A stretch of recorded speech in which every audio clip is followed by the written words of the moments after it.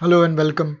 This is the last minute revision video that I'm making for myself. This all of these will be for question and answers, and it will be in the table format or distinguish between format for ease of remembrance, with not many points, just 4 points covered for each topic in very easy manner. So basically, we are doing two questions or two questions in one table format. Let's look at the traditional and modern definition. This is exactly as per the syllabus provided by Mumbai University. So, traditional and modern definitions. What is a traditional logic? Definition: logic is the science of correct reasoning, primarily based on syllogistic form, Aristotelian logic. That's the traditional logic. Logic is the science of correct reasoning. Uh, Aristotelian logic never said that it is valid inference. They talked about correct reasoning. Whereas modern logic is the study of formal structures, symbols, and their relationships.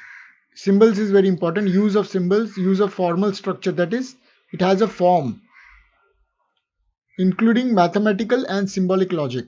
So that is its definition. Approach: traditional logic focuses on qualitative analysis of arguments using categorical syllogisms, whereas modern logic uses symbolic notations and formal systems to analyze arguments with precision. So, traditional logic uses qualitative analysis, and modern logic uses symbolic notations. Traditional logic deals with concepts, judgments, and deductive reasoning. So, one word you can say is its scope is for deductive reasoning, deals with deductive reasoning, whereas modern logic deals with predicate logic, propositional logic, and computer logic. Traditional logic is based on linguistic and philosophical reasoning, whereas modern logic relies on algebraic and mathematical methods for logical analysis. So, this is the distinguish between traditional logic and modern logic. This can come for our question paper. This is a very basic one. Let's look at the arguments. What is arguments? So, there are two types of arguments: deductive argument and inductive argument. Deductive argument aims to provide absolute certainty. This is the key word. If premises are true, the conclusion must be true. Whereas in inductive argument, it aims to provide probable conclusion. The probable is the correct word. Probable conclusion based on observed patterns or evidence. This is the definition of inductive argument. Content: deductive argument is based on general principles leading to specific conclusions, whereas inductive argument is based on specific observations leading to general conclusions. Deductive argument uses definitive terms like necessarily, must be, and always, whereas inductive argument uses probabilistic terms like probably, likely, and most of the time. Deductive argument follows a strict logical forms such as syllogisms. Example: all men are mortal. Socrates is a man, therefore Socrates is mortal. Whereas in inductive argument, the form or the structure follows patterns of reasoning based on experience or past data, such as or instances such as causal or analogical reasoning. So this is the difference between deductive and inductive argument. Next, let's look at distinction between identifying arguments, evaluating arguments, interpreting arguments, and constructing arguments. When we identify arguments, basically we are recognizing the presence of an argument and its components, that is premises and conclusion. When we are evaluating an argument, we are basically assessing the strength, validity, and soundness of an argument. When we are interpreting an argument, we are understanding the meaning and implication of an argument. And when we are constructing an argument, we are creating a logical argument with a clear premises and a conclusion. So first we recognize, we assess, we understand, and we create. What is the purpose? when we identify an argument, basically it is to detect whether a statement or discussion contains reasoning. So any statement which does not contain reasoning is not an argument. And to evaluate argument, the purpose is to determine whether the reasoning is logical and acceptable. When we interrupt an argument, its purpose is to clarify and explain the argument's significance. And when we construct an argument, it is to present a well-reasoned position on a topic. So that is the purpose of arguments. Different steps of arguments. Okay, what method do we use to identify arguments? Spotting premises and conclusions within a passage. How do we evaluate arguments? So by checking its logical consistencies, fallacies, and evidence. How do we interpret an argument? By analyzing the context, assumptions, and meaning. To construct an argument, we use logical structures, deductive, inductive reasoning to form an argument. So this is what we are covering for the different steps involved from identifying an argument to constructing an argument. Let's look at an example. All men are mortal. Socrates is a man, therefore Socrates is mortal. We have recognized first that this is an argument. Then evaluating if the argument is logically valid or sound. So we say that it is logically valid and sound. Then understanding what mortal implies and its relevance. Okay, so it's important to understand its relevance and its interpreting that argument. Writing a new argument. Regular exercise improves health. John exercises daily, therefore John is healthy. So from this syllogism we made a new statement, a new argument. Alright, let's move on to the next one. Inductive and deductive reasoning, and along with their uses in the court. Alright, so inductive reasoning basically moves from specific observation to general conclusion, bottom-up approach. So we'll look at the example. I'm not digressing from this. Deductive reasoning moves from general principles to specific conclusions, top-down approach. In inductive reasoning, conclusions are probable and based on evidence, but not necessarily certain. So it is probable. Whereas in deductive reasoning, if the premises are true, the conclusion must be logically certain. Inductive reasoning is used in fact-finding, forensic investigations, and precedents. Example, past case patterns help predict outcomes. Whereas in deductive reasoning, it is used in applying legal principles, statutes, and syllogistic reasoning. Example, legal maxims and rules. Inductive reasoning, with an example, in previous cases of fraud, similar patterns were observed. Therefore, this case is likely fraud. In deductive reasoning, all contract breaches require compensation. This is a contract breach. Therefore, compensation is required. Let's move on to the next one.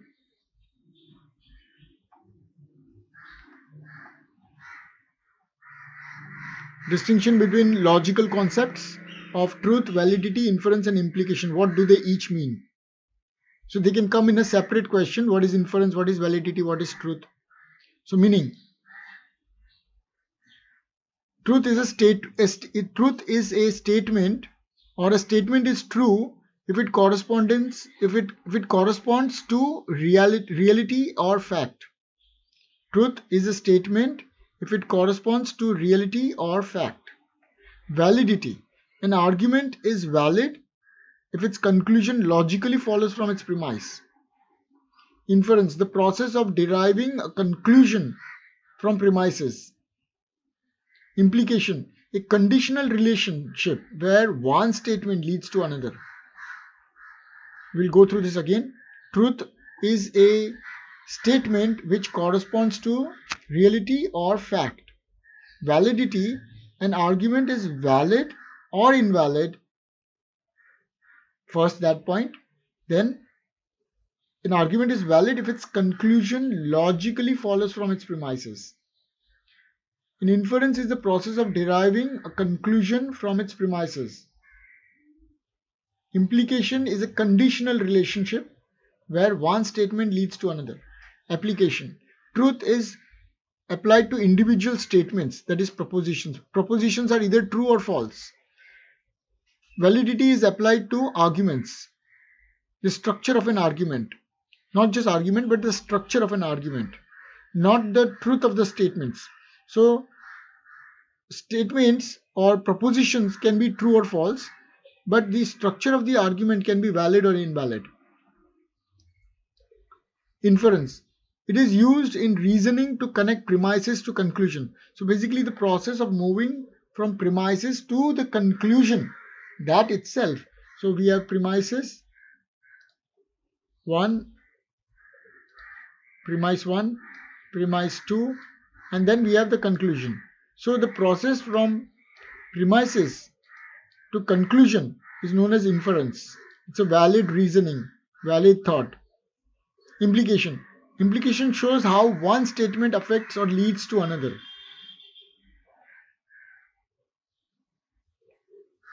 Okay, let's look at an example of truth. The sky is blue. The true statement if it matches reality, but actually it is not blue. It's because the water's reflection, because of that it becomes blue. But otherwise, we can take this as an example for truth for our exam. The grass is green, so we can say yes, the grass is green is a better example. Milk is healthy, you can say that. Or all humans are mortal. This is also a valid truth statement. Validity. All humans are mortal. Socrates is human, therefore Socrates is mortal. This is a valid structure. This is a common, this everybody would remember this from our books. It's constantly appearing. So we take this as one standard format of syllogistic logic. Inference. Seeing smoke and concluding there is a fire. That's an inference. Implication. If it rains, the ground will be wet. Raining implies wet ground. So this is an implication. An inference is seeing smoke and concluding there is fire. Okay, what role does it play in logic? Truth is concerned with factual correctness. Okay, validity is concerned with logical consistency. Inference helps in drawing conclusions. And implication establishes logical connections. So this we have completed all four at one go: truth, validity, inference, and implication. Do listen to this in 1 or 2x to listen to it multiple times just before your exams. Three major Western theories of truth. So there is correspondence theory, coherence theory, and pragmatic theory. Okay, what is correspondence theory? Truth is when a statement corresponds to reality or fact. Coherence theory. Truth is when a statement is logically consistent with a system of beliefs. That's coherence theory. Pragmatic theory. Truth is what works in practice and has a practical consequences. Pragmatic theory. Okay, let's look at the focus of correspondence. Relationship between statements and the external world. Coherence theory's focus is on internal consistency and logical coherence of statements. Pragmatic theory focus is on practical usefulness and verification through experience. By looking at examples, it will become more clear. Correspondence theory. The Earth orbits the Sun is true because it matches scientific observation. So it's correspondence to the reality or fact. In coherence theory, justice is fairness is true if it aligns with other accepted moral principles. So basically, truth is when a statement is logically consistent with a system of beliefs. So if you believe something and that belief is consistent with everybody else also believes that system, or that everybody also believes in that particular thing, then that becomes true. That is truth. Whereas correspondence theory is when something relates or corresponds to what you have seen as reality or as a fact. Okay, so everybody has seen that sugar is sweet or birds fly. So that's a reality. If everybody believes that everybody should have equal rights, so that is truth for everybody. Pragmatic theory. vaccines are effective is true because they work in preventing disease. So this is actual practical usage. Okay, so medicines help cure diseases, something like that. Okay, so that's a pragmatic theory. Now let's look at the criticism of each of them. Correspondence theory relies on objective reality, which can be hard to verify. Coherence theory risks of circular reasoning. Truth depends on other beliefs. In pragmatic theory, truth may change over time based on practical outcome. So we have covered correspondence theory, coherence theory, and pragmatic theory. Next, let's move on to the laws of thoughts. Laws of thought. Okay, what is the law of thought? States that an object is identical to itself. That is the law of identity. There are many laws, 4 laws we are covering. Law of thought, law of identity, law of non-contradiction, law of excluded middle, and law of sufficient reason. Description. Law of identity states that an object is identical to itself. Everything is what it is. A is equal to A. For example, a cat is a cat, a tree is a tree. Law of identity it is known as. Law of non-contradiction states that contradictory statements cannot be true at the same time. We saw that earlier. A type proposition and O type proposition are contradictory. So they cannot be true. Both cannot be true at the same time. Similarly, E and I, they cannot be both true at the same time. They are contradictory. Law of non-contradiction. Something cannot both be true and false simultaneously. An example is A is true and A is false. That cannot happen. That is known as law of non-contradiction. This comes in the exam. Just they'll ask you to tell in 2 sentences what is law of identity. So we have to say that it states, law of identity states that an object is identical to itself. Something cannot be both true and false simultaneously is the key principle of law of non-contradiction. Example, it cannot be true that it is raining and it is not raining at the same time. So this is contradiction. My bad, ignore this. This is contradictory. This is not contradiction. Just ignore this. Next is law of excluded middle. States that if I have to take this example itself, I can say that A type proposition cannot be E type proposition. A is A, E is E, I is I, O is O type proposition, like that. What is the law of excluded middle? It states that for any proposition, either it is true or its negation is true. This is exactly opposite of law of non-contradiction. It says if P, then it cannot be non-P. Either it is P or it is non-P. It cannot be both. So here it is very similar to this. We can get confused. So we'll recap both of them. States that contradictory statements cannot be both true. So here they are saying between these two, contradictory and excluded middle, the difference is that in the non-contradictory, law of non-contradictory, it states both cannot be true. And in the law of excluded middle, it states that either it is true or it is false. It is either P is true or non-P is true. But in this, they are saying both cannot be true. So the key principle is every statement is either true or false. There is no middle ground. Either the light is on or the light is off. And in the above example, if you have to take the light example from the excluded middle into law of contradiction, we say light cannot be on and off at the same time. Law of sufficient reason states that everything must have a reason or a cause. Everything that happens or exists has a cause or explanation. If a plant is growing, there is a reason. Example, water, sunlight. So I hope you have understood these 4 options of law of thought. Distinction between meaning of terms, connotation, denotation, positive, negative terms, contrary and contradictory terms. We are going to learn this in a very simple table format. Let's look at what is connotation and denotation. Meaning.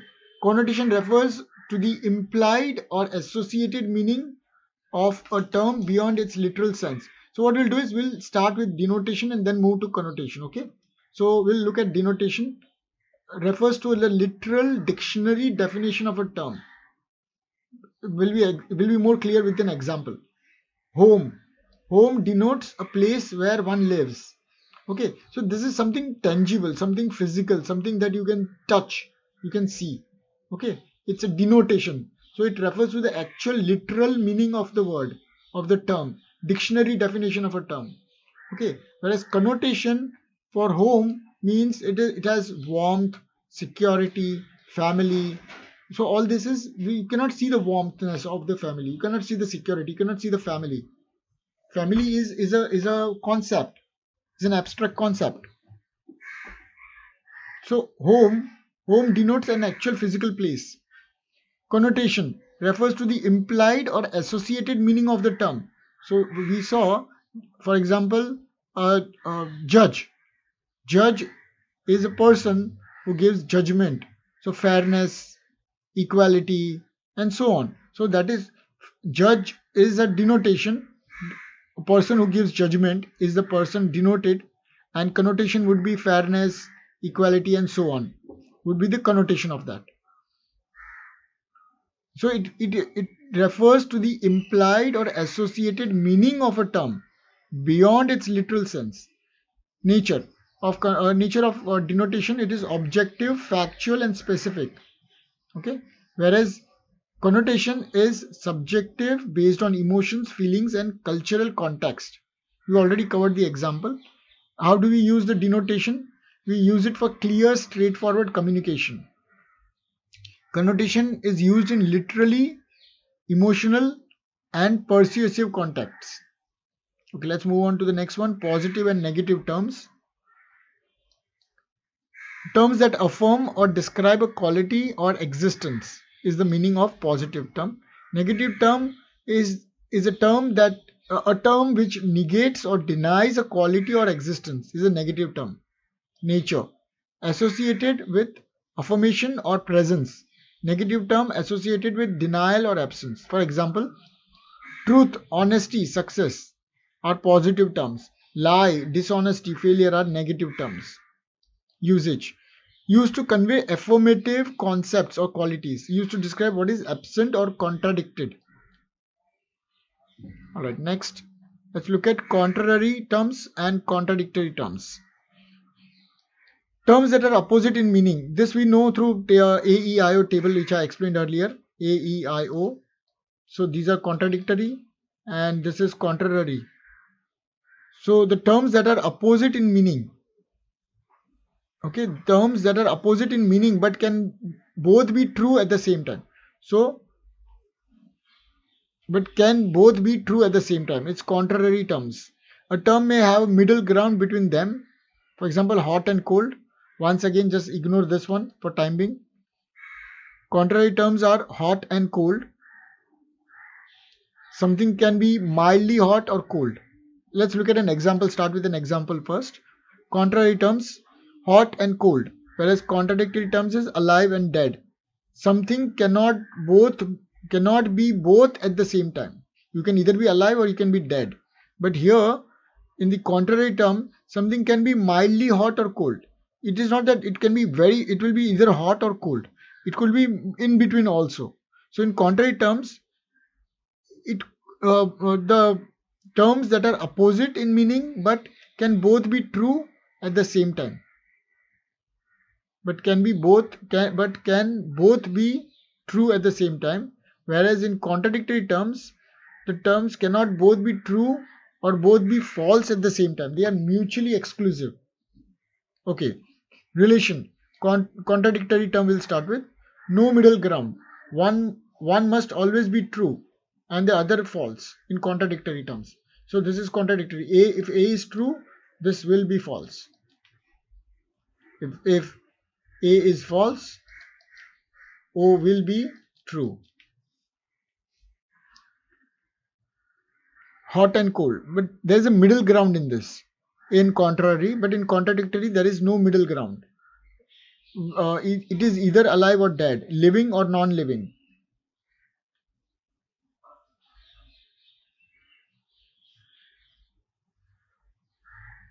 Okay. contrary terms in logic, how do we use it? The truth of one does not necessarily imply the falsehood of the other. So we also know, if we see this in this chart, we know that these are contrary terms. A and E are contrary terms.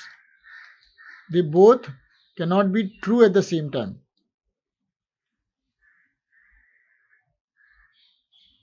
If this is true, then this cannot be true. Let me just check this. There could be an error here.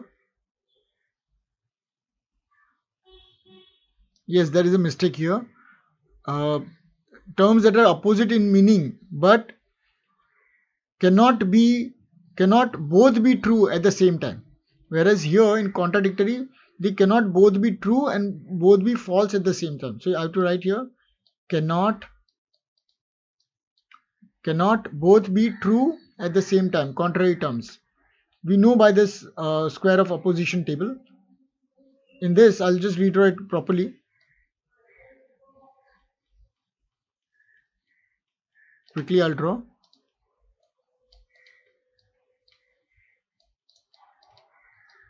I'll just explain the truth table of this quickly. So between these two, we can just draw both true not possible. Okay, and down below both false not possible. So after doing this, we can say that if A is true, I'll start with, if A is true, then E cannot be true, because we are stating here that both cannot be true. So if this is true, then this has to be false. Okay, this is one part. But what happens if A is false? If A is false, okay, if A is false, then E can be also false, because the rule states that it cannot be true, but it does not say that both cannot be false together.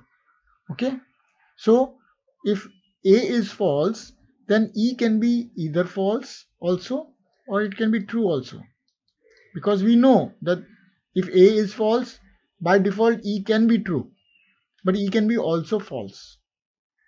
The only reason why we can say is that it can be both false and true is because the rule is that A and E together at the same time cannot be true. Okay, this is all you need to understand. Okay, down below it states both cannot be false at the same time. Okay, so we'll start with false first. So if this is false, I is false, then O has to be, both cannot be false together. Remember this at the bottom. So this has to be true. Okay, but then if I becomes true, then what happens? This can be either false or true, because at the bottom there is no restriction that both can be true. I hope you have understood this. So contrary term states that that are opposite in meaning but cannot both be true at the same time.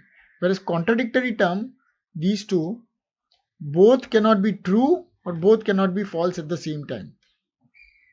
They are mutually exclusive.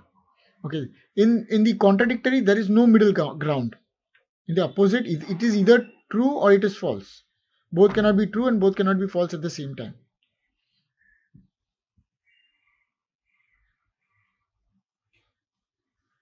Whereas here there are middle grounds. Between night and day there is afternoon also. So there are some middle grounds also available. Between black and white also there are a lot of shades of grey. So that is also contrary terms. Living beings and non-living beings is a contradictory term. Something in which there is no middle ground. You cannot say that there is something else, something is existing in between these two. Okay, so that is the meaning of that. The truth of one does not necessarily imply the falsehood of the other. The truth of one does not necessarily imply falsehood of the other. So this is true, this is false. But if this is false, then it could be both false and true.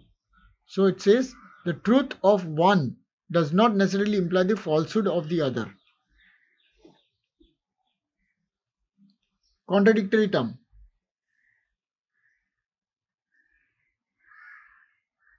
The truth of one necessarily implies the falsehood of others. Means if A is true, if this is true, then it necessarily implies that O will be false. Next, let's look at simple enumeration as a form of induction. Okay, let's understand the meaning of simple enumeration. It is a type of inductive reasoning.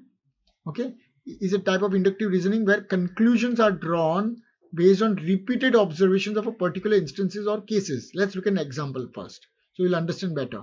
Every swan I have seen is white means repeated observations of a particular instance or cases. From this, I conclude that therefore all swans are white. Therefore, the conclusions are drawn based on repeated observation of a particular instance or cases. What is the process? It involves observing a limited number of examples or facts and generalizing them to a broader conclusion. As we saw, I saw one swan, two swan, three swan, four swan, and then I concluded, okay, these are all white swans I've never seen a black swan. So I conclude that all swans are white. This is the inductive reasoning. What is its limitation? Conclusions reached through simple enumeration or inductive inference or inductive reasoning may be flawed if the sample is too small or not representative of the entire population. For example, if I see if I saw 100 people who are tall, can I infer that everybody in the world will be tall? No. So my sample is too small. I have to look at lakhs of people to understand whether, or if lakhs and lakhs of people are tall, then it means everyone is tall. That way. So that is kind of a or if I see 10 roses and they are all red, can I conclude that they are all red? No. I have to see more roses. So if my sample size is too small for me to come to a conclusion, so that could be flawed. Flawed means there could be error in my conclusion. Though it should represent the entire population. Okay, let's go on to the next one, good and bad analogy, and how analogy is used in law, especially in circumstantial evidence. Okay, good analogy versus bad analogy. An analogy that draws a valid comparison between two things based on relevant similarities. Bad analogy is an analogy that compares two things that are not sufficiently similar in relevant aspects. Means if you compare two things and they are not related to each other, they're not related, they are not similar to each other, then that's a bad analogy. And when you compare something which is similar in nature, that's a good analogy. Now हम लोग एक example देख लेते हैं. We'll look at an example comparing a new legal case to a previous one with similar facts and context. Very important. पहले का जो case and facts है, पहले का जो फैक्ट्स है, कॉन्टेक्स्ट है पहले का केस का, अगर वही हमारा भी केस है, वही हमारे फैक्ट्स है, वही हमारे कॉन्टेक्स्ट है, तो it's a good analogy to take. It's a good president. Bad analogy में क्या होगा? Comparing a criminal case to a civil case which have a very different legal standards. Very simple. आपके पास क्रिमिनल सिविल केस है और आप criminal का loss देख रहे हैं, तो इट्स अ बैड एनालॉजी. और giving a bad example of something, for example अगर सिविल आपको लॉस हुआ है, सिविल लायबिलिटी टॉर्ट का कुछ लॉस हुआ है, and you are comparing it with some kind of criminal liability, तो वो रॉन्ग हो जाएगा. तो you have to look in civil liability only. Let's look at relevance.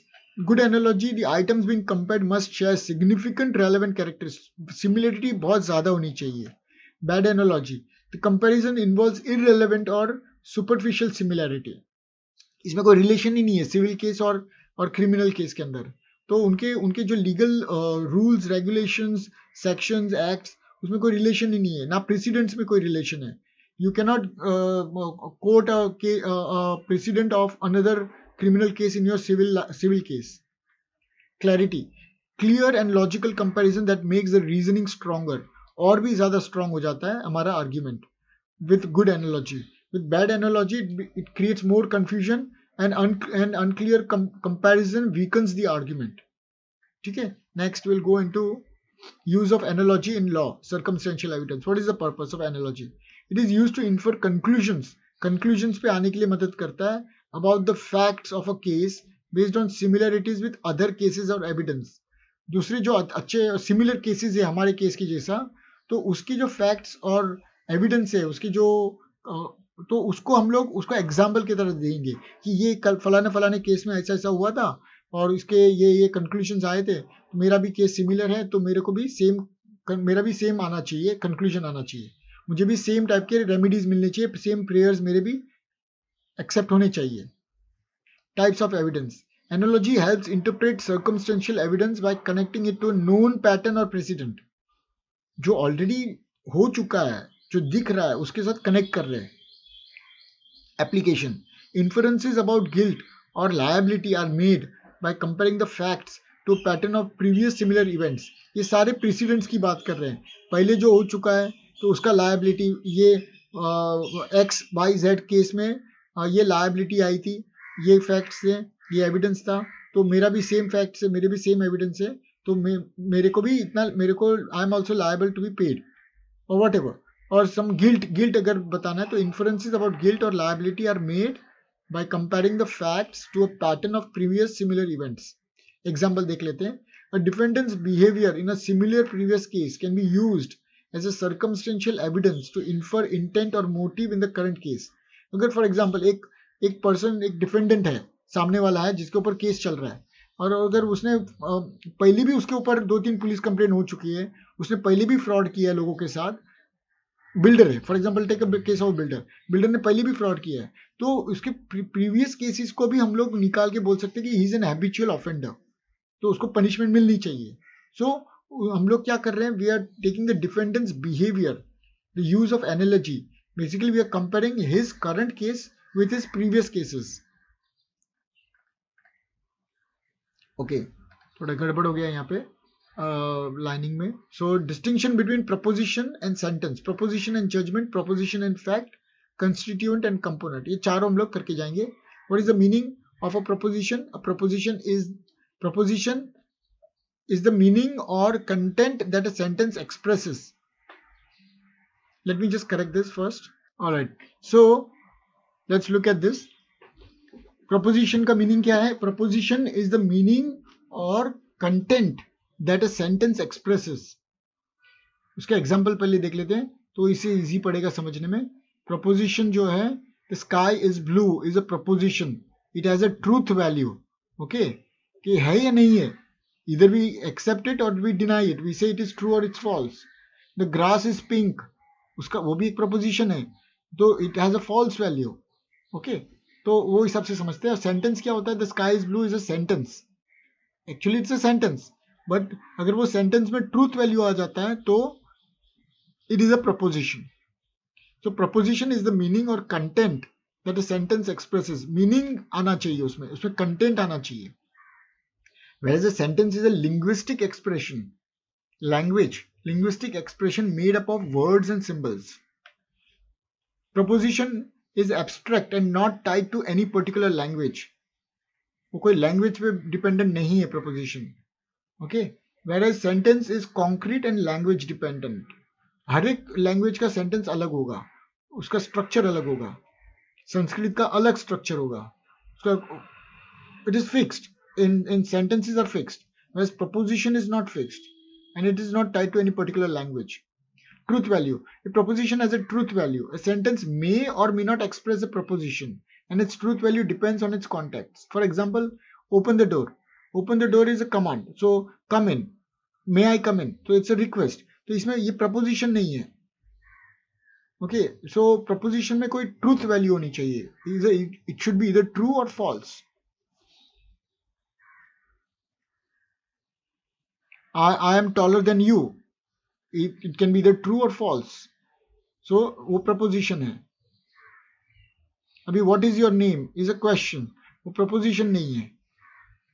तो I'm explaining you what is a proposition and a sentence. Okay, so we have understood this. The sky is blue is a proposition, that is, it has a meaning. The sky is blue is a sentence. It has a linguistic form. All right, let's move on to the next one. Proposition and judgment. Same है. Proposition का है, is a statement that assert something which can be either true और false. मैंने बताया ये. Judgment is the mental act of asserting और denying a proposition. अभी क्या हो रहा है, पहले हमने बोला कि I am taller than you, फिर मैंने सामने वाले ने माइंड में सोचा उसके बारे में कि क्या ये सही है गलत है, तो that is judgment. Judgment is a mental act of asserting, then I say हाँ हो सकता है मैं लंबा हूँ या मैं छोटा हूँ, शॉर्ट में हूँ. नेचर. प्रपोजिशन एब्स्ट्रैक्ट और ऑब्जेक्टिव. लास्ट में भी हमने बोला एब्स्ट्रैक्ट बेसिक कंटेंट और मीनिंग होना चाहिए उसके अंदर. Judgment is subjective and mental. कोई एक दूसरा पर्सन देखेगा तो वो कुछ उसके आइडिया उसका अलग रहेगा. For example, if I state a proposition that he is a very intelligent person, either he is or he is not, okay, but judgment ये हो सकता है दूसरा वाला जज कर सकता है उसको कि शायद नहीं है ये इंटेलिजेंट आदमी. Proposition truth value. Proposition has an inherent truth value. Very important part है ये. उसके अंदर एक proposition में truth value होगा ही होगा. Either it will be true or false. Otherwise, it is not a proposition.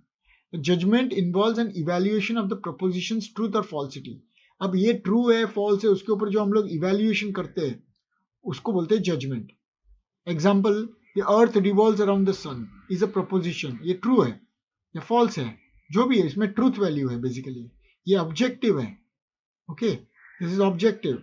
इसमें कंटेंट है, इसमें मीनिंग है, और ये असर्ट भी करता है कि है या नहीं है, घूम रहा है या नहीं घूम रहा है. जजमेंट क्या होता है? The earth revolves around the sun. A person judging this statement as true is a judgment. अगर मैं इसको बोलता हूँ ये ट्रू है तो मैंने जज किया इस स्टेटमेंट को, इस प्रपोजिशन को. Next will go to proposition versus fact. Meaning, proposition is क्या है? Proposition is a statement that can be either true or false. Fact is something that actually exists or happens in the world. Okay. Nature क्या है proposition का? It is abstract and linguistic, represents the meaning of a statement. Okay. Fact is concrete and objective, fixed है, objective है. It refers to actual event or realities. Truth value क्या है proposition में? Proposition has a truth value. A fact is inherently true. उसको जरूरत ही नहीं है validation, उसको बोलने का जरूरत नहीं कि ये फॉल्स है. It is a fact, it exist, it does not need validation, it exist. Example, proposition water boils at 100 degree centigrade is a proposition. होता है या नहीं होता है? यस और नो? तो होता है, yes, it's true. But fact, the occurrence of water boiling at 100 degree centigrade at a given temperature is a fact. ये फैक्ट है कि वाटर बॉइल करता ही है. पर जबकि अगर हम बोले कि नहीं करता है या करता है तो it is a preposition because it has a truth value. It is abstract and it is linguistic. Constituent versus component. तो कॉन्स्टिट्यूएंट क्या होता है और कंपोनेंट क्या होता है? तो let's start with the component first. A component is a part of something but may not directly influence it overall meaning और फंक्शन. एग्जाम्पल पहले देख लेते एक, तो इजीली समझ में आएगा. The words in a sentence are components of the sentence. जो वर्ड्स है सेंटेंस के अंदर उसको बोलेंगे उसके कंपोनेंट्स है, जबकि जो सब्जेक्ट और प्रेडिकेट है वो कॉन्स्टिट्यूएंट्स है सेंटेंस के, और सारे जो वर्ड्स हैं वो कंपोनेंट्स है. फॉर एग्जाम्पल यही सेंटेंस को ले लेते हैं, इसी के अंदर the words in a sentence are components of the sentence. ये सब जो words हैं वो components हैं. जबकि constituent क्या है इसके अंदर? इसमें constituent है subject और predicate. इसमें subject क्या है? word. Word is a sentence. R is the copula. Components of the sentence is the predicate. Word in a sentence क्या है? तो they are components of the sentence. इसको और सिंपल देखेंगे तो crow is a bird, crow is flying. For example crow is flying, तो crow is a subject, वो क्या हो गया? कॉन्स्टिट्यूएंट हो गया. Crow and flying are constituents. Whereas component क्या है? Crow is flying in the air. ये सारे जो है वो कंपोनेंट हो गए इसके. तो component is a part of something but may not directly influence. तो crow is flying in the air, ये सारे वर्ड्स है, ये इन्फ्लुएंस नहीं करते सेंटेंस को, बट क्रो एंड फ्लाइंग ये इन्फ्लुएंस करते सेंटेंस को. A constituent is an essential part of the whole that directly contributes to its meaning और स्ट्रक्चर. ओके, ये बहुत इंपॉर्टेंट है. Constituent elements are typically link to overall structure और meaning of the concept. ये पूरे दोनों connected ही है, पूरे कॉन्स्टिट्यूएंट्स पूरे स्ट्रक्चर के साथ. कंपोनेंट्स में function independently but are still part of the whole. ये अलग अलग भी काम कर सकते हैं. वर्ड इन अ सेंटेंस ये अलग हो सकता है, इसको अलग तरीके से, बट अगर सब्जेक्ट प्रेडिकेट हटा देंगे तो उसका पूरा मीनिंग खत्म हो जाएगा. Relation. Constituents are essential for the logical or grammatical structure, whereas components are parts but not always necessary for the overall meaning or essence.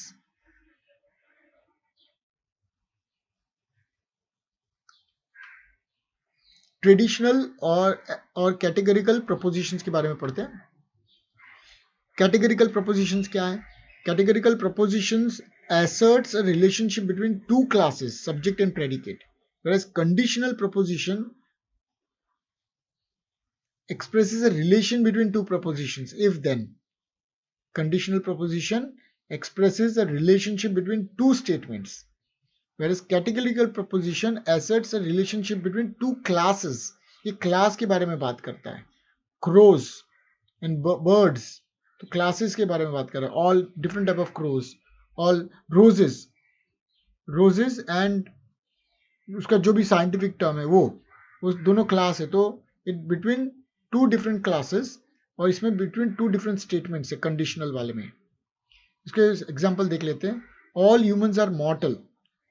तो humans are forming a relationship between two categories, humans and mortal. Okay. Conditional में if it rains then the ground will be wet. तो ये condition हो गया, सिर्फ बारिश होगी तब ग्राउंड जाके वेट होगा. ओके. उसका फॉर्म क्या है? Typically of the form all A are B. ये क्लास है, A is a class, B is a class. Okay. Some A are B, ये हमारा जो ए ई आई ओ है उसको हम लोग यूटिलाइज कर सकते हैं for categorical propositions. So all A E I O are categorical propositions. जो कंडीशनल स्टेटमेंट है इफ देन, वो हमारा कंडीशनल का एग्जांपल आएगा.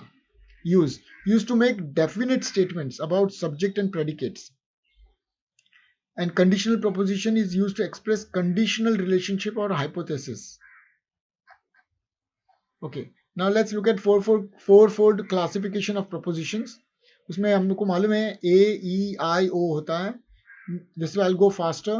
Universal में क्या होता है? Asserts that all members of a subject class belong to a predicate class. ठीक है. सारे S में, for example, Venn diagram से easy में समझ में आता है. This is for the A proposition type. For example, all S, all member of a subject class. Subject class के जो members हैं, they belong to the predicate class. वो predicate class के अंदर आते हैं. जबकि universal क्या बोलता है कि no S R P means assert that no member of subject class belong to the predicate class. ये सही है. थर्ड है assert that some member of a subject class belong to the predicate class. Some member, मैं square ship से करता हूं. Some members of the subject class, ये जो वाले हैं, ये some members जो है वो predicate class में belong करते हैं. और लास्ट वाला देखते हैं, पर्टिकुलर नेगेटिव. इसी में भी, इसको भी ऐसे ही करेंगे हम लोग, राउंड और स्क्वायर करेंगे ताकि समझ में आएगा. ये एस है, पूरा एस है और ये पी है. तो some members do not belong to the P class. ये S का जो ये पार्ट है, do not belong to the P class. तो ये बोलता है asserts that some members of the subject class do not belong to the predicate class. Okay, इसके फॉर्म्स हमको मालूम है. all A are B, no A are B, some A are B, some A are not B. I'm not going to waste time because I've already covered this in many videos. Examples: all birds are animals, no birds are animals, some birds are animals, some birds are not animals. तो actual देखेंगे तो all birds are animals is correct. No cats are reptiles correct है. Some students are absent correct है. Some students are not absent. Some cars are not electric correct. तो इसको बोलेंगे universal affirmative. ए को E will say universal negative, I will say particular affirmative and O will say particular negative. Truth value क्या है? Universal applies to all members of the subject class. Universal negative applies to none of the member of the subject class. Particular affirmative applies to some members of the subject class, and particular negative applies to some members of the subject class. It also applies, but to the other part. Okay, we have covered everything. Let's look at reduction of sentences to their logical form based on different type of statements. तो एक universal affirmative sentence है ए, all man are मॉर्टल. उसको लिखना कैसे है? तो all का हो गया हमारा सिंबलिक फॉर्मेट में all X. Okay, then M x,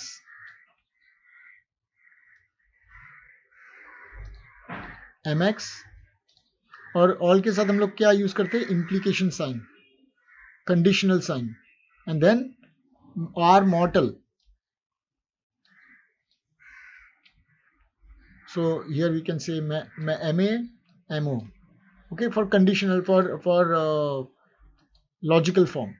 इस तरह से भी हम लोग लिख सकते हैं. Men for all x, इसको पढ़ेंगे कैसे? For all, इसको for all x बोलते हैं. ठीक है, for all x, if x are men, then x are mortal. ठीक है.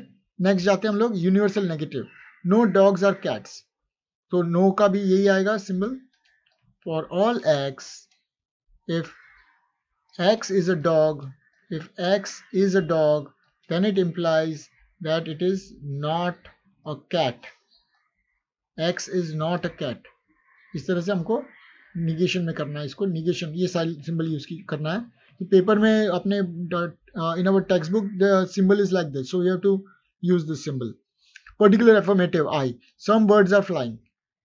Now, whenever we are in I and O preposition, we have to use existential proposition. इसको पढ़ते कैसे? There exists an X such that, ये common standard है. There exists an X such that if X is a bird, okay, if X is a bird, और इसके साथ and X are flying. X are birds, X are flying, then birds are flying. तो इसमें existential में हमको conjunction symbol use करना है या एंड सिंबल यूज करना है. तो ये using the conjunction symbol. Okay, both for particular में कंजंक्शन और यूनिवर्सल में conditional. Okay, next is some students are not studying. तो there exist an x means there exist a student. Okay, there exist an x such that if x is a student, then it implies that he is not studying. He is not, say y, is not studying. Okay, stu is studying. ये पूरा यही हो गया, same format. So you have to use the same format. I hope you have understood. This comes for around 3 marks or so. Distribution of terms. Distribution of terms in AEIO. Okay, for this I had shown a very simple table. You don't have to bother, but if you want to use it for question answers, you can do that. I had created a simple table: A, E, I, O, D, D, U, U, U, D, U, D. Okay, so this is subject, this is predicate. So for A preposition type, subject is distributed, predicate is undistributed. For E type, both are distributed, subject and predicate both are distributed. For the I type, subject is undistributed, predicate is undistributed, means none of the terms are distributed. And for the O type, subject is undistributed but predicate is distributed. Alright, so what we do is, we'll just go through this quickly. Okay, distribution of terms in AEI proposition, all A are B. We know that subject is distributed, subject term is distributed because all members of A are included. Predicate term distribution, it is not distributed, only some members of the B are considered. I have already drawn the Venn diagram of all of them and I have explained. Sorry, it has got erased, but I have already explained through Venn diagram how it works. So this is all it is. I am not covering this. We'll move forward to the next one. Traditional classification of propositions. Okay, what are its drawbacks? Basically, failures. So it is vague. Traditional is vague. Okay, for example, some propositions are vague or unclear, making them difficult to classify strictly as AEIO. Okay, Traditional classification assumes clear, definite terms, but in practice, many statements are ambiguous. Example ले लेते हैं. Somewhat true is hard to recognize कि ये कौन से type का proposition में आता है. Existential import. Traditional classification assumes that particular proposition I and O imply existence, but this isn't always true. क्यों? So let's look at an example. Some unicorns are magical is a particular but doesn't imply actual existence. Existence में है नहीं. The assumption that particular proposition imply existence doesn't hold in modern logic, leading to inaccurate classification. हम क्या बोल रहे थे कि there exists an X, but X unicorn तो होता ही नहीं है, और and this is a I proposition, some unicorn. So this is a I statement, I proposition. But when we put it into existential, then it doesn't match, it doesn't work. Modal propositions. Propositions with modal terms, that is must, could, may, cannot fit into traditional classification. Example देख लेते हैं. All birds may fly. अभी how do you classify this as a A-type proposition? Doesn't fit neatly into a standard form. The traditional AEIO categories fail to account for propositions involving necessity or possibility. You must sit. All students must sit. Now, how do you put it in this? We all can go, or we all could go, something like this.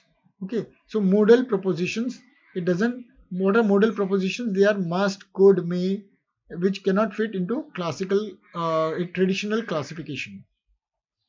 Complex propositions. Propositions involving conjunctions, disjunctions, or conditionals are not easily classified. We know this. For example, if it rains, I will stay home and I will enjoy. I'll watch a TV. I'll watch TV. Okay, is a conditional proposition that doesn't fit standard forms. Traditional classification doesn't account for compound propositions or logical connectives, which are common in real reasoning. Okay, so we have covered everything here. Now let's look at modern classification of propositions, including the aim of modern classification, kinds of simple and compound proposition, basic truth table for compound propositions. We'll go step by step. First, we'll look at the aim of modern classification of proposition. What is its objective? Modern classification aims to classify propositions based on their logical structure, truth values, and how they combine to form complex reasoning. Clarity. Modern classification provides more nuanced approach, especially for propositions with logical connectives like and, or, if, then, if and if only if. Flexibility. It accommodates the complexity of real-world reasoning, including modal and conditional statements that traditional classification cannot handle. Approach.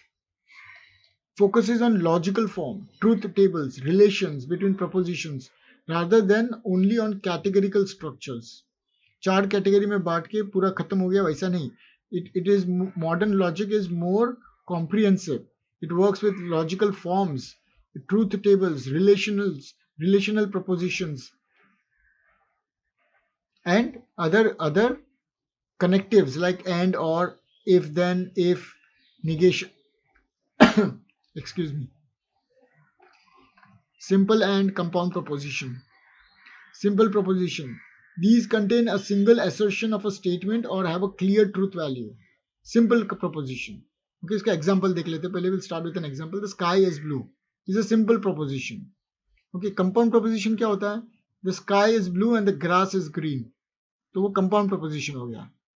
तो description में they contain a single assertion or statement and have a clear truth value. It is either true or false. Whereas in a compound proposition, they are formed by combining two or more simple propositions using logical connectives. Example and, or, if, then, if and only if. ये compound proposition हो गया. Conjunction. A compound proposition formed with and. Okay, both parts must be true for the whole to be true. तो दो statement है. I am tall and I am fat. I am tall and fat. Okay. So then only if both are true, then the compound proposition is true. Otherwise it is false. The sun is shining and the wind is blowing. Only when both are true, the compound proposition is true. Disjunction, इसको और भी बोलते हैं, we state it as or also. A compound proposition is formed with or connective. The whole is true if at least one part is true. It is raining or it is snowing means any one part could be true. We are using the or symbol. And में क्या होता है, दोनों true होने चाहिए. अगर एक statement है और उसमें एंड यूज कर रहे हैं, it means we are saying that both simple propositions or both simple statements are true. जबकि और में हम when we use or, it means either the first statement is true or the second statement is true. Implication, a compound proposition formed with if then. It is true unless the first part is true. Okay, unless the first part is true and the second part is false. अगर first part true है और second part false है तो compound proposition false हो जाता है. For example, if it rains then I will take an umbrella. Negation में उसका opposite हो जाता है. It is raining, it is not raining. A compound proposition formed with a not, we'll use this symbol, inverts the truth value of the statement. I'm tall, I'm short. Opposite हो गया. Okay, basic end table का फटाफट हम लोग देख के जाते हैं. We'll look at it. Only in end both needs to be true. P and Q, only when they are both true then only true होगा, नहीं तो सब false हो जाएंगे. और में क्या होता है, कोई भी एक true होना चाहिए, ये या ये या ये, मतलब either P और Q can be, one of these needs to be true for the result to be true, otherwise it is false. Implication में क्या होता है, पहला true second false होगा तो false होगा, नहीं तो all other are true. Negation में if P is true then not P is false. If P is false then not true is not, sorry, if P is true, false, so not P is true. उसका opposite हो जाता है. Okay, let's look at universal proposition versus existential proposition. ये जो we had used these two symbols, universal proposition, sorry, my bad, and existential propositions. Okay, what is its meaning? Asserts that a certain property applies to all members of a particular class. इसमें सारे, this is like a and E proposition type. Asserts that at least one member of a class has a certain property. There exists an X such that. इसका form क्या होता है? Typically takes the form all A are B. All humans are mortal. जबकि existential proposition takes the form some A are B. मैंने जैसे बताया, this is like I and O proposition type. This is A and E proposition type. Okay, quantifiers. Uses the universal quantifier, this symbol. Okay, indicating for all.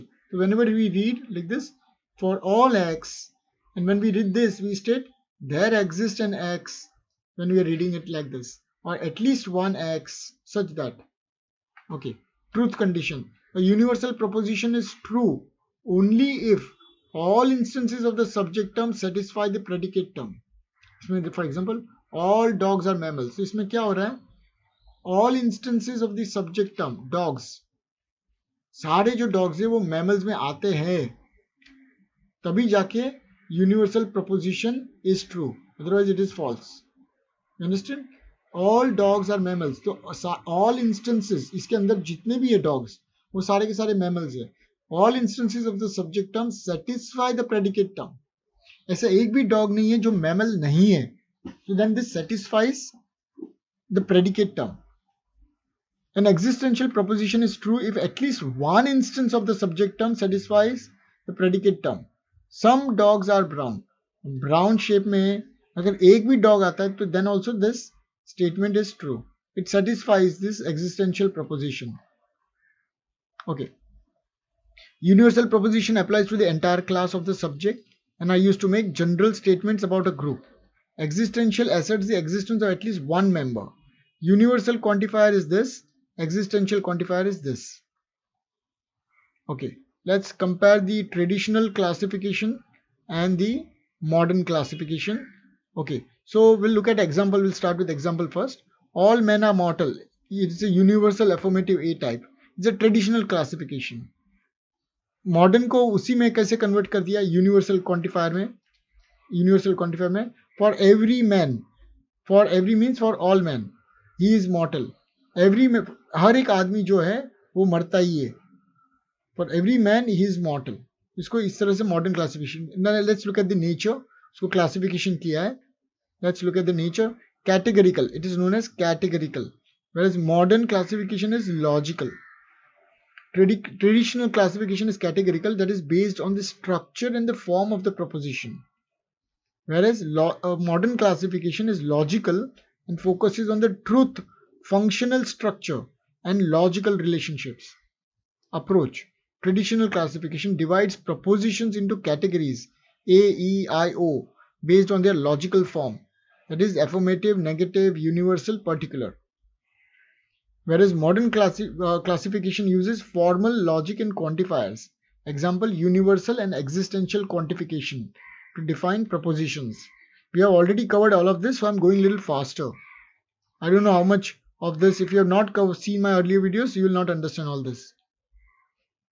Traditional classification deals with logical form of propositions. Without considering more complex, basically it does not consider complex logical operations, whereas modern classification considers on logical connectives which are more complex and also has a truth table with it, truth value, and or if then, if and only if, negation.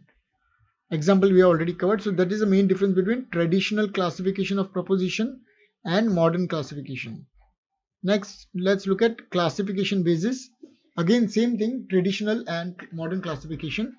Basis of classification based on subject predicate. Traditional classification is purely based on subject predicate relationship, whether it is universal, particular, affirmative, or negative. Modern classification is based on logical structure and truth values using quantifiers and logical operations. Types of propositions. Traditional classification, there are 4 types: universal affirmative A type, universal negative E type, particular affirmative I type, particular negative O type. Whereas modern classification has universal proposition A, that is for all, existential proposition for some, conditional propositions, and propositions with logical connectives, and, or, not, nor, and all of that. Truth values focuses mainly on the form, ignoring truth values in more complex logical forms. Modern classification, truth table are used to evaluate the truth values of the propositions, especially the compound ones. Examples we already saw. Traditional classification का example है, classification का example है no cats or dogs. I'm just running fast through this because we have to cover more of this. No cats or dogs is a universal negative E. For some cats, they are not dogs. This is existential quantification.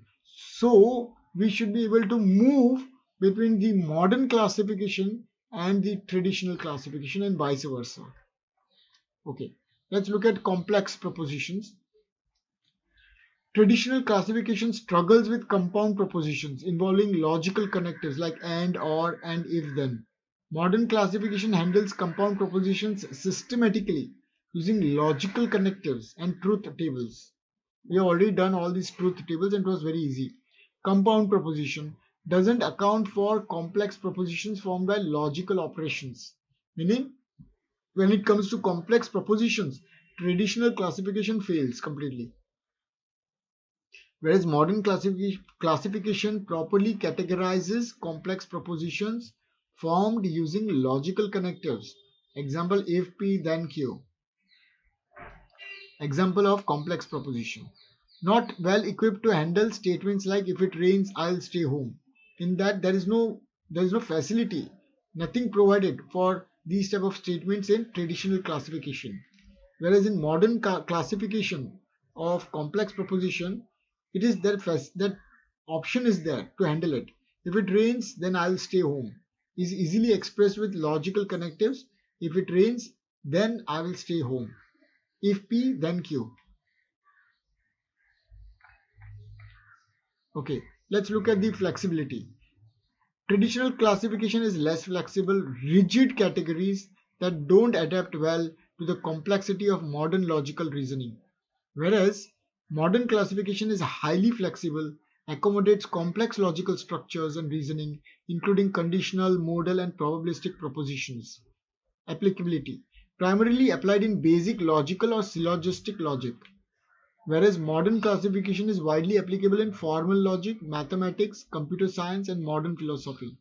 Example of traditional classification is all men are mortal, Socrates is a man, therefore Socrates is mortal. This is a traditional syllogism. Whereas as per his modern classification, modern logic can handle more complex forms like if it rains, I will bring an umbrella, but if not, I will not. Conditional reasoning with multiple components. Alright, we look at traditional general propositions and modern general propositions. Classification systems based on categorical forms A, E, I, O, dividing propositions into universal and particular with affirmative or negative relations. Whereas modern general propositions is based on quantification, universal quantifier or existential quantifier, focusing on logical structures and truth values and connectives. Types: universal affirmative A, all A are B, universal negative E, no A are B, particular affirmative I, some A are B, particular negative O, some A are not B. I could go through this fast because I already know and understand all of these. Modern general proposition, and this is a quick recap summary video for the upcoming exam today. So if you don't understand this, go through the earlier videos which are explained in more detail. This is just my revision video. Universal proposition for all A, B. Existential proposition, there exists an A such that A and B, whatever. Propositions are categorized by quantifiers and logical operations. There is conjunctions, disjunctions. Conjunction is this, disjunction is this. Logical representation. Traditional logic focuses on subject-predicate relationship without using formal symbols or logical connectives. There are no symbols, no logical connectives in traditional logic. It just focuses on subject-predicate relationship. Whereas here it uses formal symbols, universal, existential, and logical connectives. For example, if then, conjunction, disjunction for precise logical representation. Truth conditions. Truth is based on categorical relations. All, no, some are, some are not, between subject and predicate. Truth is determined by quantifiers and the truth value of propositions with a logical structure.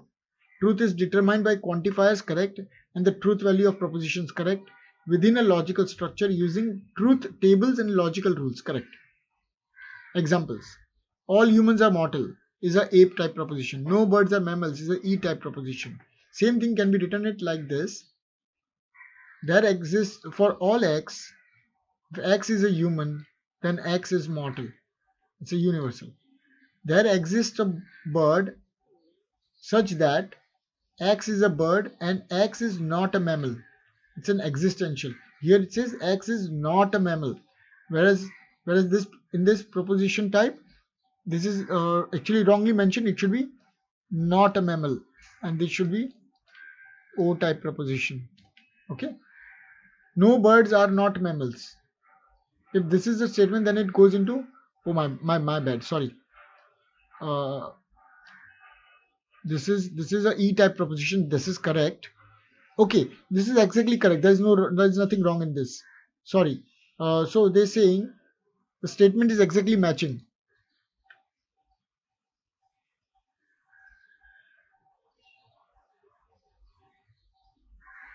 No birds are mammals.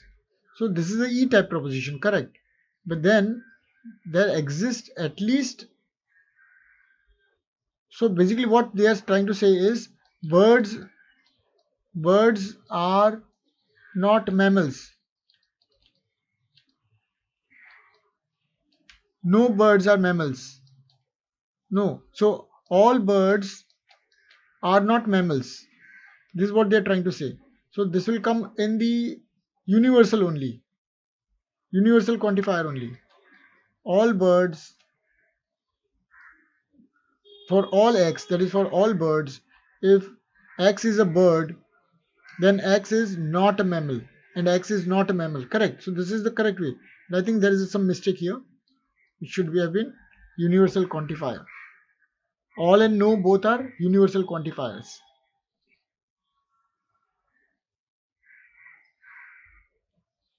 Handling complex propositions. Traditional logic is limited to simple forms, often struggling with compound propositions or more complex logical relations. Whereas modern logic can efficiently handle compound propositions involving logical connectives like if, then, and or. Flexibility. Traditional is less flexible in accommodating complex or compound statements involving logical operations. Uh, Modern logic is highly flexible, accommodating complex logical structures including conditionals, conjunctions, and disjunctions. Primarily used, Traditional is primarily used in syllogistic logic, whereas modern is used in formal logic. Okay, so we have covered almost all points here. Now let's look at meaning of predication, and its reference to copula. Okay, so meaning of predication. The predication is the act of asserting something about a subject. So there's a example here. The cat is black. So it's an assertion that cat is black. So it connects the subject to the predicate. Meaning of predication. Predication is the act of asserting something about a subject. It connects the subject to the predicate. Example in this, the role of the copula is the role of the copula. Basically, it connects the cat to the predicate black. Okay, how are they both connected? This is how it's explaining us. The copula's role. The copula is a linking word, usually a form of to be. For example, is and are, that links the subject and predicate. The sky is blue. Is links the subject, the sky, to the predicate blue. Logical form. In logical terms, the copula is the operator that asserts that the subject has a certain property. John is not tall or John is tall. The copula is not asserts that John has the property of being tall. Usage in different propositions. In categorical propositions, the copula links the subject term and the predicate term in forms such as A-E-I-O. All dogs are animals. No dogs are animals. Some dogs are animals. Some dogs are not animals. R links the subject dog with the predicate animals in the universal affirmative proposition A type. Okay, what is immediate and mediate inference? Definition. An inference that is drawn directly from a single premise is an immediate inference, whereas an inference that involves two or more premises to reach a conclusion is known as mediate inference. We'll look at an example and you'll understand much better. In this immediate inference, we need only one directly from a single proposition. All men are mortal. Socrates is a man, therefore Socrates is mortal. This is an immediate inference from one statement. Socrates is a man. Therefore, we immediately conclude that Socrates is mortal. Immediate inference. Mediate inference example is all humans are mortal. Socrates is a human, therefore Socrates is mortal. Mediate inference as it involves two premises. And so this is one statement. They have stated once this is accepted. Actually, they should not have given this here. This is a wrong example. I'll put a correct example here. Correct answer should have been here. I'll just correct this table only. Okay, in this we'll take a better example. Okay, so I have corrected the example here. Conversion of A to I. All dogs are animals.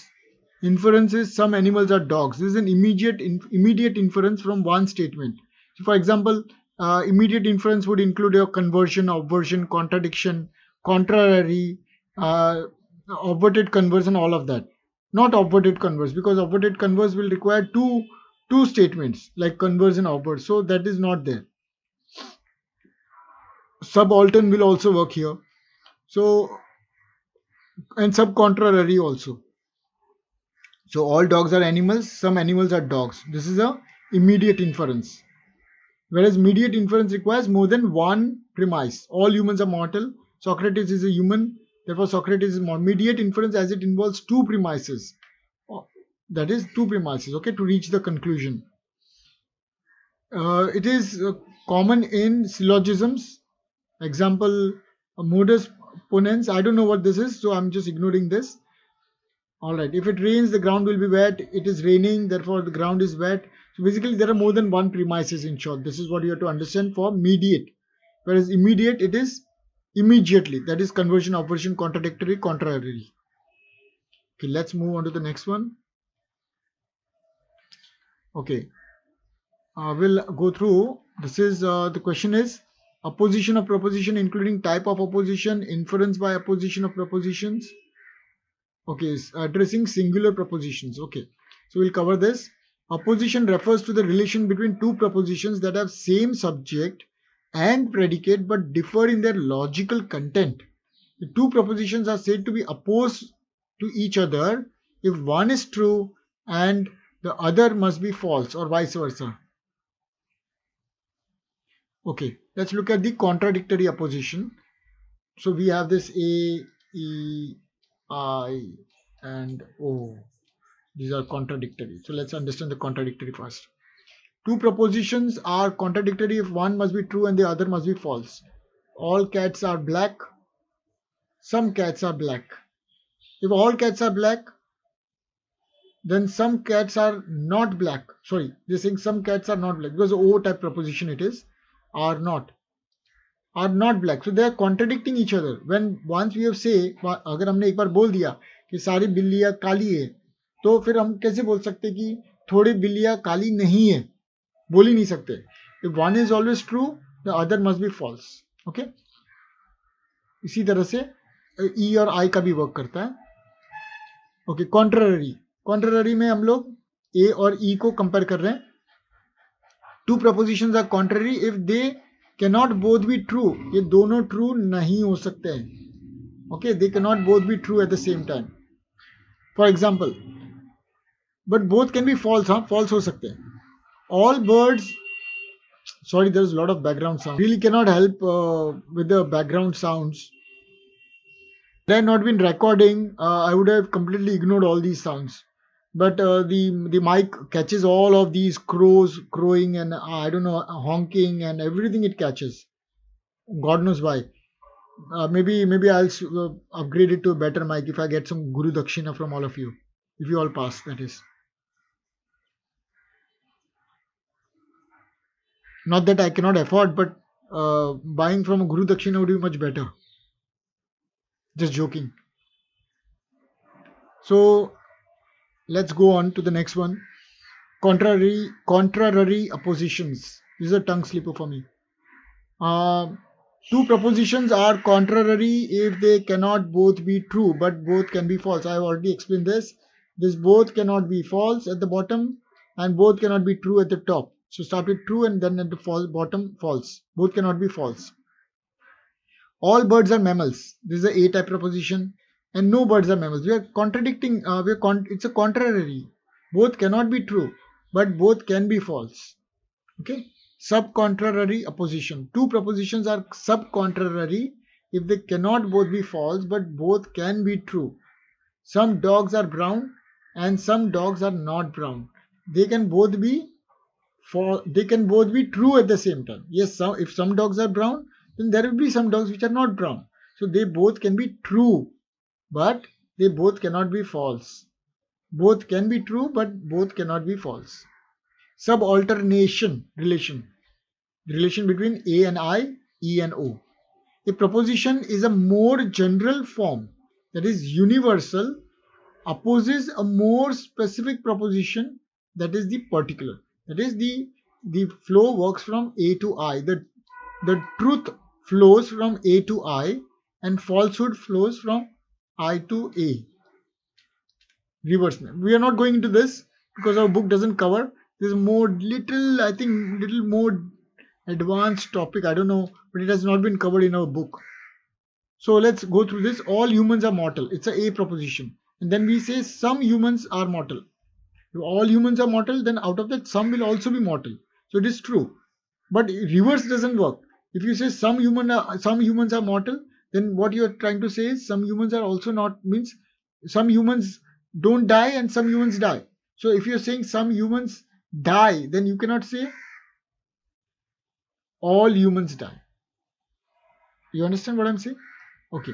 If the universal proposition is true, okay, if the universal proposition is true for subalternation we are doing, the particular one must be true. If this is true, then this has to be true. The truth value flows down. Okay. Inference by opposition of proposition. Okay, let's go through that.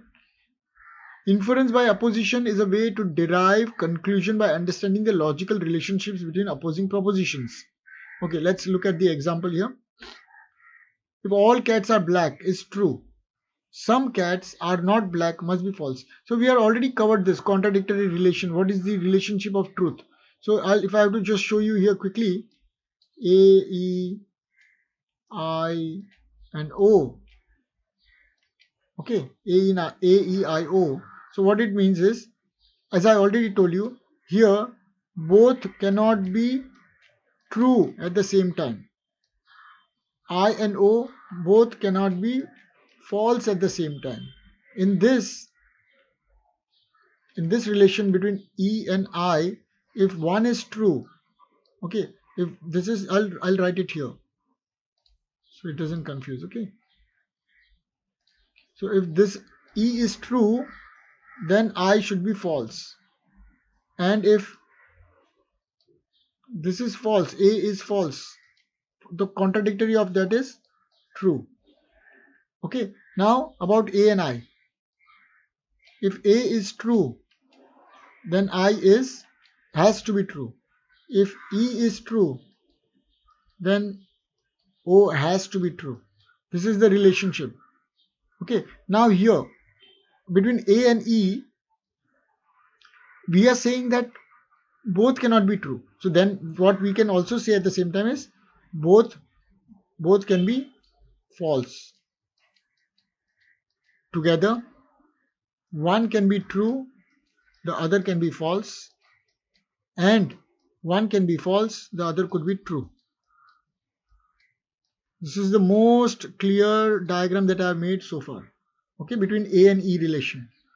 And between I and O relation, we are saying both cannot be false. Okay, so if both cannot be false, then what we are trying to say is both can be true together. One can be true, other can be false.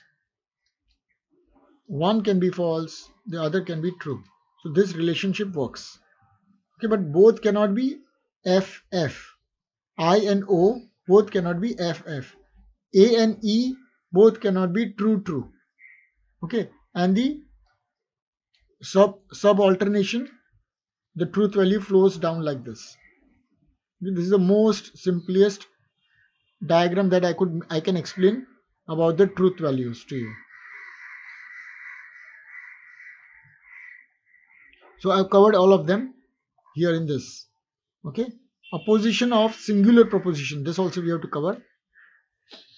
Okay, so singular propositions refer to a statement about a specific individual or entity rather than a class or group. Singular proposition is a statement that refers to one specific individual or thing. Example, Socrates is a philosopher, is a statement that refers to one specific individual. This is an individual or a thing, only one specific individual, okay, that he is a philosopher. Opposition of a singular proposition, how is it done? Singular propositions generally do not follow the same pattern of opposition as general propositions, which involve categories or classes.